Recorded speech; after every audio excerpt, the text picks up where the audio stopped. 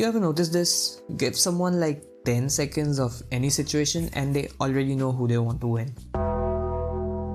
Not facts, not context, just who's the underdog, and that's it. Decision made.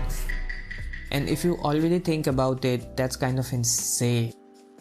We are not involved, we don't know the full story, but somehow we are emotionally invested. And the moment someone feels like the smaller guy, we are in. I don't think it's random. I think we don't just watch reality anymore. I think we turn them into stories. Every great story you've ever loved, same pattern. Small versus powerful, unknown versus established, weak versus strong. Rocky, Harry Potter, even something like Spider-Man, just a kid trying to survive. It's always David versus Goliath, and the funny part, you already picked your side before anything even happened. Because the underdog isn't just a character, it's hope. And this doesn't stay in movies, it spills into real life. Like Leicester City winning the Premier League. Man, that was huge. That is if you follow soccer.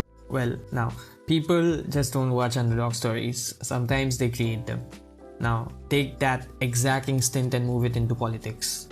That's where things get a little uncomfortable, because people don't just support underdogs, they perform as them. Even when they're not.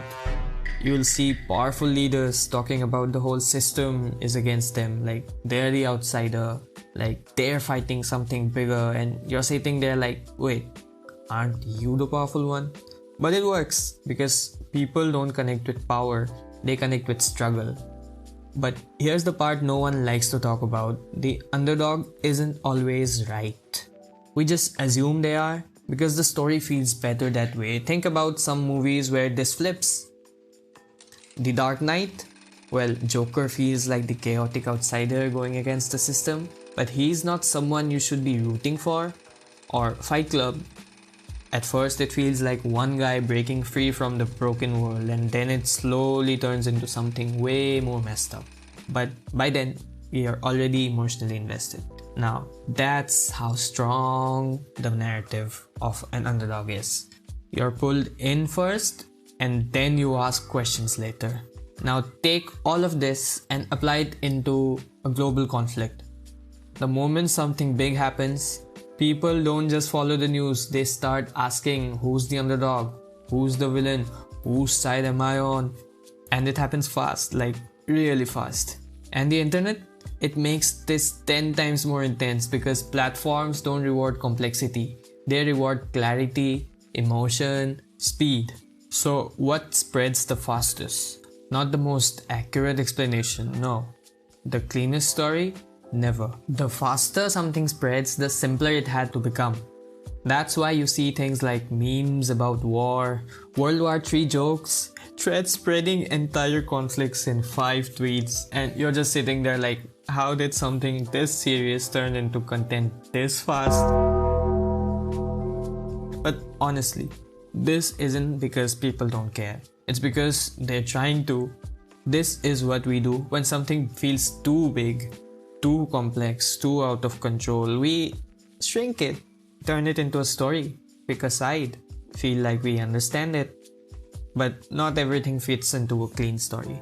And when we force it to, we don't understand it better, we just make it easier to digest. And maybe the reason we keep doing this is because deep down, we all see ourselves as the underdog, trying to figure things out, trying to get somewhere, trying to win against something bigger. So every time something happens, we're not just watching it, we're trying to find where we fit in it. And yeah, we always hope the underdog wins. Anyways, that's just something I've been thinking about. I'm curious, what's the situation where you caught yourself picking a side instantly? Because I feel like once you notice this, you start seeing it everywhere. And yeah, there's a lot more of these I want to get into, so if you're into this kind of stuff, feel free to stick around, drop a like, comment telling me your take on it, and I'll see you in the next one.